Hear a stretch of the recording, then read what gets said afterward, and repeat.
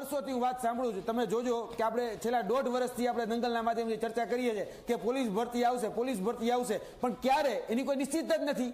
કેમ કે આજથી મને યાદ છે ત્યાં સુધી 9 મહિના પહેલા જ્યારે મોરબી ખાતે આદરણીય ગૃહ રાજ્યમંત્રી હર્ષભાઈ સંઘવી એક સભા સંબોધી રહ્યા ત્યારે એમણે કહ્યું કે પોલીસ વિભાગમાં બહુ મોટી જગ્યાઓ ખાલી છે અને સપ્ટેમ્બર પહેલા તો આ ભરતી લેવાઈ પણ જશે. આ સપ્ટેમ્બર જતો રહ્યો, હજી સુધી ભરતી નથી આવી. ત્યારબાદ હમણાં જ કહી શકાય કરાઈ ટ્રેનિંગ સેન્ટર ખાતે પણ એક સભાનું આયોજન થયું, પીઓપીનું આયોજન થયું. ત્યારે પણ એ કહેતા હતા કે ભાઈ હમણાં આગળના 5 મહિનામાં પોલીસ વિભાગમાં બહુ મોટી ભરતી આવે છે અને આ વર્ષના અંત સુધીમાં એ ભરતી છે એનું ગ્રાઉન્ડ પર લેવાઈ જશે.